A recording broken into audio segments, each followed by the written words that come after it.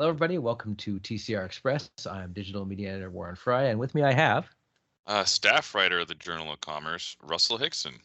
and as usual, it's a busy week, Russell, coming up after Family Day here in BC. Maybe you could tell us what you got on the go and what you've just done.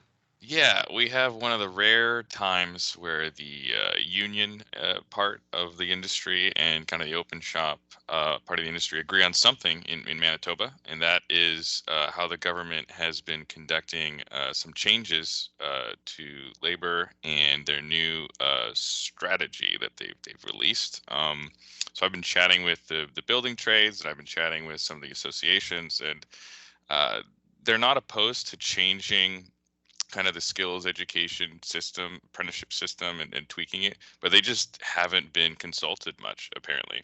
Mhm. And so they're very concerned about that. So I've been working on that. I'll have a story on that coming out soon.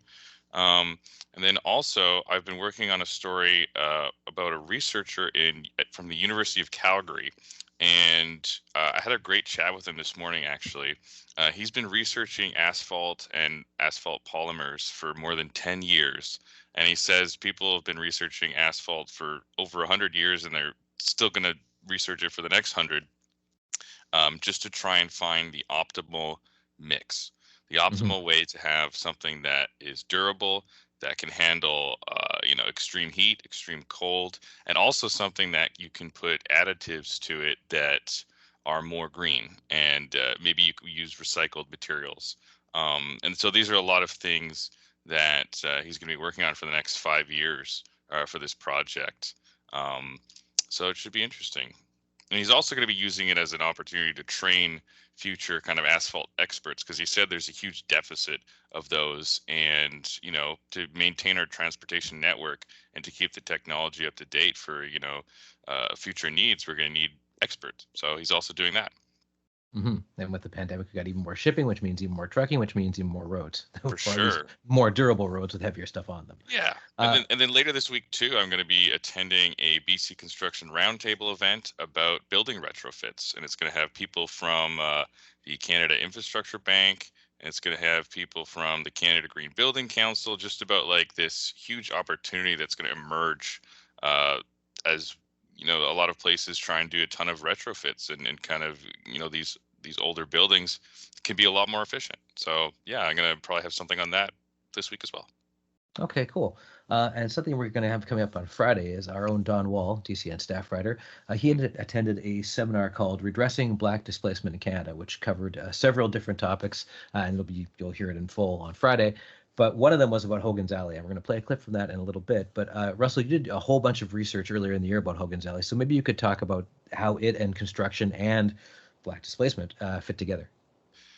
Oh yeah, I mean, I'm not an expert on this or anything, but it's just Hogan's Alley in Vancouver is a specific example of how development and urban planning can just destroy culture.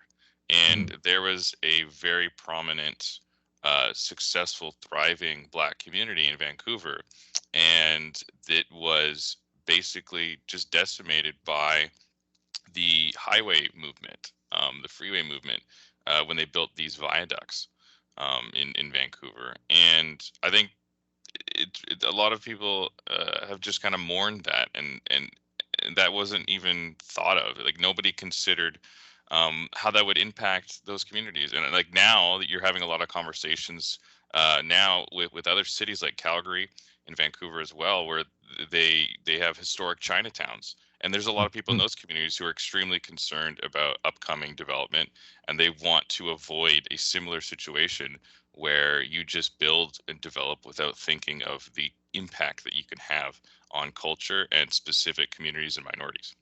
Hmm. Which is kind of crazy to think of in 2020, but here we are.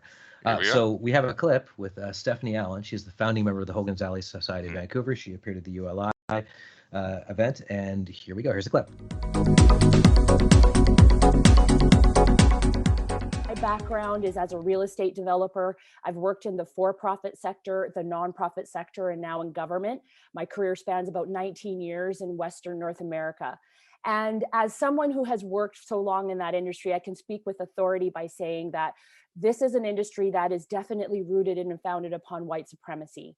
And the work that I'm talking about when I talk about white supremacy is not the violent kind that we saw storm the Capitol, but the systemic kind, the kind that has ordered people and put certain power structures in place that favor some and disadvantage others. And that is the story of Hogan's Alley. Hogan's Alley was a Black community that formed in the late 1800s, early 1900s at the area of Vancouver where most racialized people were allowed to live. I say allowed to live because there were absolutely systemic barriers in land use policy, deeply rooted in land use policy that we borrowed from the United States to set up our cities that put wealthy white landowners on large properties in certain areas and lower income racialized people in smaller tracts of housing located to the less desirable areas of town.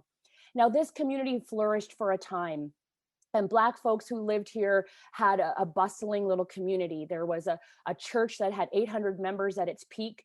There was Vi's Chicken and Steaks, where you would find the top names of Black entertainment that would come through this city at the after hours spot.